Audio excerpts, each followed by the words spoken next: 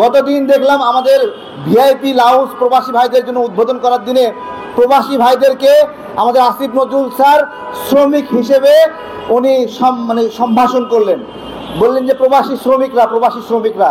আমি বলছি ওইখানে থামেন, প্রবাসী ভাইদেরকে ভাই বলবেন। আপনার মুখ দিয়ে প্রবাসী ভাইদেরকে শ্রমিক বলা মানায় না। আপনি প্রবাসী ভাইদের জন্য কাজ করার জন্য পাগল হয়েছিলেন, এখন সেই দায়িত্ব পেয়ে প্রবাসী ভাইদেরকে এতদিন ভাই বলছিলেন, আর দায়িত্ব পেয়ে বলতেছেন প্রবাসী ভাইরা হলো শ্রমিক, প্রবাসী ভাইরা হলো কামলা। এই তো আরো ভালো করে বলছি, ভাই না, প্রবাসী ভাইদেরকে স্যার বলবেন, স্যার। আমাদের মালয়েশিয়া প্রবাসীরা অনেক দিন থেকেই কান্নাকাটি করছিল, তাদের পাসপোর্টগুলো তারা পাচ্ছিল না। বাংলাদেশ থেকে ক্লিয়ার করে দিলেও তারা শিপিং সহ বিভিন্ন কারণ দেখায় 1 মাস, 1.5 মাস, 3 মাস, 6 মাস এরকম ঘুরায়। তো আমাদের প্রবাসী ভাইদের এই কান্নাকাটি আমরা বিভিন্ন সময়, এই যে এখানে পররাষ্ট্র দপ্তর আছে, গিয়ে বলেছি, তাদের কোনো কানে যায় না। পররাষ্ট্র দপ্তরকে দেখাইলে তারা স্বরাষ্ট্র দপ্তর দেখায়, আর স্বরাষ্ট্র দপ্তর দেখাইলে বলে পাসপোর্ট অধিদপ্তর দূতাবাস নিয়ন্ত্রণ করে, এটা পররাষ্ট্র দপ্তরের আওতায় রয়েছে। তো এইরকম সাপ লুডু খেলছে আমাদেরকে নিয়ে, আমাদের প্রবাসী ভাইদেরকে নিয়ে। গতকাল যেটা হয়েছে, আমাদের প্রবাসী ভাইদেরকে এই দূতাবাসের কর্মীরা, এই কর্মকর্তারা, তারা লাঠি দিয়ে প্রহার করেছে। আমরা খুব কষ্ট পেয়েছে দেখে যে আমাদের প্রবাসী ভাইদের টাকা দিয়ে এদের বেতন হয়, আর এরা এখানে গিয়ে আমাদের প্রবাসী ভাইদেরকে নিপীড়ন করে এবং তাদেরকে হয়রানি করে। এবং এমন একটা ভাব যে ওরাই হলো এই দূতাবাসের যে অ্যাম্বাসেডর রয়েছে, হাই কমিশনার রয়েছে, তারা হলো রাজা, আর হলো আমাদের প্রবাসী ভাইরা প্রজা।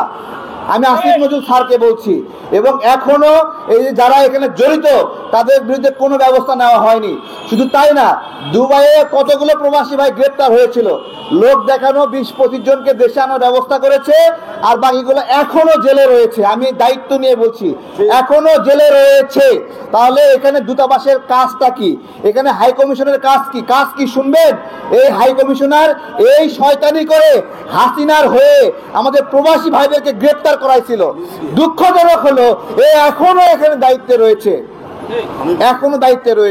এবং এখানে আমাদের প্রবাসী নেতা, প্রবাসী ভাইদের হলো মাথার মুকুট সালাউদ্দিন ভাই রয়েছে।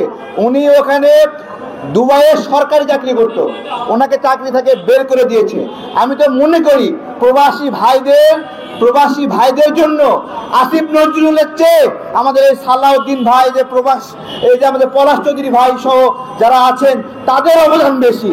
তারা পররাষ্ট্র দপ্তরের হলো উপদেষ্টা হবে, তারা হলো প্রবাসী কল্যাণ ও কর্মসংস্থানের উপদেষ্টা হবে, কিন্তু যারা প্রবাসীদের সাথে সম্পৃক্ত না তারা এখানে বসছে। প্রবাসী ভাইদের জন্য অক্লান্ত পরিশ্রম করতে চাওয়া আমাদের আসিফ নজরুল স্যারকে একটা প্রশ্ন করে শেষ করে দেব। প্রথমত হলো হাসিনা সরকারের সময়ে এই যে আমাদের মালয়েশিয়া যাওয়ার জন্য ILO কনভেনশন অনুযায়ী একটা নীতি আছে যে labour will not pay the fee of হলো এমপ্লয়মেন্ট, মানে লেবার এমপ্লয়মেন্টের ফি পরিশোধ করবে না। তাহলে এমপ্লয়মেন্টের ফি পরিশোধ করবে কে করবে? এটা যে এমপ্লয়ার, নিয়োগকারী, সে করবে। অর্থাৎ মালয়েশিয়ার যে সকল কোম্পানি বাংলাদেশ থেকে লেবার নেবে, তারা সেখানে ভিসার খরচ বহন করবে, পাসপোর্টের খরচ বহন করবে, এমনকি বিমান ভাড়ার খরচ বহন করবে। কিন্তু আমরা দেখলাম হাসিনা বললো ৭৮,৯০০ টাকা। আচ্ছা, মানলাম এইটাতেও প্রবাসী ভাইরা খুশি, কিন্তু হাসিনা কি করলো? 5 লাখ, 5.5 লাখ টাকা তার বোন শেখ রেহেনাকে দিয়া লোটা কামাল আর এইদিকে দরবেশ সালমান এফ রহমান, এদেরকে দিয়ে একটা সিন্ডিকেট করে আমাদের প্রবাসী ভাইদেরকে 5.5 লাখ করে নিল। রাতারাতি 6 মাসের মধ্যে কয়েক হাজার কোটি টাকা প্রবাসী ভাইদের কাছ থেকে লুটপাট করলো। আমার কথা হলো, হাসিনা হলো জঘন্য, শেখ রাহানা হলো জঘন্য স্কয়ার, কিন্তু এখন আছে আসিফ নজরুল স্যার। ওনাকে আমি কি বলবো? এখনো যারা এই 5.5 লাখ টাকা করে নিছে, এই অভিযোগে অভিযুক্ত কয়জনকে এখন পর্যন্ত গ্রেপ্তার করা হয়েছে, কয়জনের লাইসেন্স বাতিল করা হয়েছে, এই জিজ্ঞাসাগুলো রেখে আমি আজকে আলোচনা শেষ করছি। এবং আমি দাবি করছি, এখানে পররাষ্ট্র দপ্তরের উপদেষ্টা রয়েছেন, আপনার দপ্তরের আন্ডারে এই দূতাবাস, মালয়েশিয়া দূতাবাস, দুবাই দূতাবাস, এগুলো আপনার দপ্তরের আন্ডারে। আপনি একবার স্বরাষ্ট্র দেখাবেন, আর একবার প্রবাসী কল্যাণ দেখাবেন। এইসব দেখাতে কোন দিন আপনার ভিতরে ঢুকে আমরা যে কি করবো জানি না, কিন্তু পাগল হয়ে যাবো তখন।